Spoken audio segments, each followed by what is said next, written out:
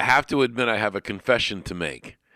A couple of months ago, I'm sure a lot of you are aware of it. We had an opportunity to lease to buy a much bigger church that we were all excited about. It's going to have 400 people and big offices and a whole room, and for banquets and fundraisers, and I was so excited about it. And then it didn't happen. Another group came before us, and so they got the church, and we didn't.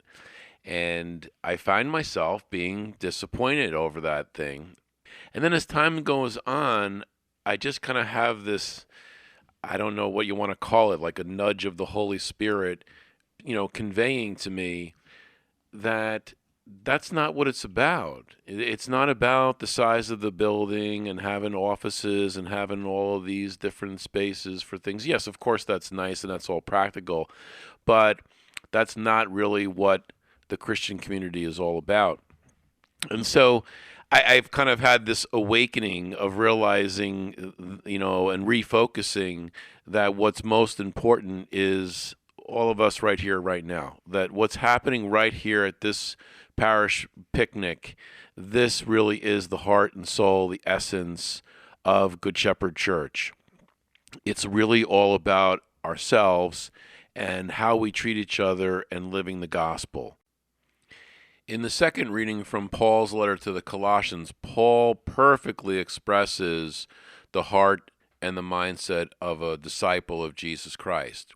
He tells us to clothe ourselves with compassion and kindness and humility and patience, to be tolerant of one another, to forgive one another. These are all the qualities that we want to help each other develop. Let's face it, it's not the easiest thing to be patient and to forgive and to be tolerant. The human tendency is to, balk and complain. And okay, that's okay. We're human beings, but this is what we're called to. We're called to help each other to rise to be the highest self that we can be. And again, that's really the heart of discipleship. That's really what the Christian community is all about. It's never about the size of the building. It's about the size of the heart that's in each one of us.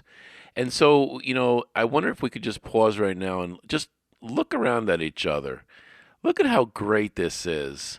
This church started with 4 people, and here we are. There's over 200 people here, all gathered here. And let's not forget, why is everybody gathered here? Yeah, there's hot dogs and hamburgers and all kinds of things to eat, but we're really here because we've been touched by Jesus Christ. That's why we're here. And Jesus Christ calls us to love one another as he has loved us. I really believe that Jesus Christ has called every one of us here to rebuild his church. The church that so often got lost in creeds and dogmas and laws became so removed from the heart and the message of Jesus that it became a church about Jesus and not a church of Jesus. That this is what, if anybody here that's new, one of the things we always talk about is what we want to be here at Good Shepherd is we want to be a Christian community that recaptures the lifestyle and the essence of the way it was right after the death and resurrection of Jesus Christ, when they had that early community where they gathered together and they broke bread and they had meals together and they loved one another and they supported one another. And this was all before all the dogmas and the doctrines, way before the Council of Nicaea, which has the Nicene Creed.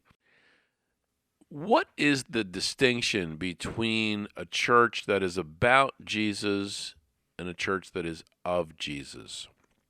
A church that is about Jesus, Jesus is a little bit removed. He becomes like a concept. It becomes a belief. He's the Son of God. He sits at the right hand of the Father. He comes again to judge the living and the dead.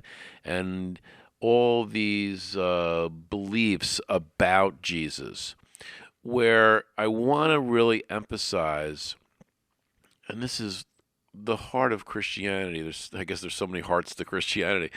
Uh, that being a church of is Jesus is a living presence. Jesus is alive in our hearts. It's this spirit of Jesus that gives us the ability to love and be compassionate and tolerant and to forgive. That we have this presence inside of us that enables us to rise up and be our highest self. Now imagine and picture that. Imagine yourself, your ideal self, your highest self. What would it look like? What would you look like if you were living your life as your highest self? How would you love? How would you speak to people? How would you treat other people? How would you deal with disappointments? How would you deal with challenges in your life? This is what we're about here at Good Shepherd, that we want to emphasize this indwelling presence of Jesus Christ, and that Christ is alive and gives us this power to live in a way beyond what we could possibly imagine for ourselves. Now, in a little while, we're going to receive the Eucharist. And again, what a beautiful gift that these people, right after the death and resurrection of Jesus, they reenacted this Last Supper, this meal of bread and wine. What was Jesus doing at that meal? Jesus was creating beautifully with the bread and the wine the sense of, this is going to be my ongoing presence in your life. After I rise from the dead, this Eucharistic meal is going to be for you my living presence. That when we're receiving this in a little while, this reminds us and accesses that this is the reality inside of us. This is what we're called to. This is the gospel of Jesus Christ. This is what Good Shepherd is all about. We're called, every one of us, make no mistake about it. You're here because Christ has called you and asked you, I need you to give back my church. Give back my church that is alive with the true spirit of Jesus Christ. There was a movie a long time ago, I'm sure a lot of you remember it, called Mr. Holland's Opus, and played by Richard Dreyfuss. He was a music teacher, and he always had his dream of being like in the Met or some sort of famous conductor of an orchestra. And that never happened for him. He was the music teacher in high school. And of course, he had to deal with all kinds of different qualities of talent in the high school.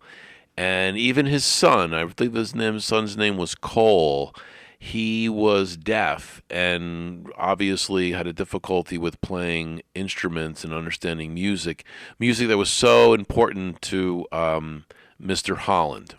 And at the end of the movie, the music department is being closed down. And of course, Mr. Holland is beyond disappointed. And all of a sudden, all these people throughout all the years come back and are on stage. And they're all going to play an instrument, all of them that were taught by Mr. Holland. And as they're all standing up there, one person came and said, Mr. Holland, we are your opus. And in that moment, he got it, that he always did have his opus. It was the whole fabric of his life and his career at that high school. And I want all of you to look around at each other, and I want you to get a sense of this, that we are the opus of Jesus Christ. We are the fabric. We are an expression of the entire life of Jesus Christ and what he was all about. And he was all in. He was all in. And he calls each one of us to do the same thing. He says to each one of us today, Will you also be all in? Will you give it everything you got? Have a prayer life. Be still. Be quiet. Listen to that small, slight voice. Open your heart. Open your heart to the presence, the living presence of Jesus Christ inside of you. So please know this today. We are Jesus Christ's opus.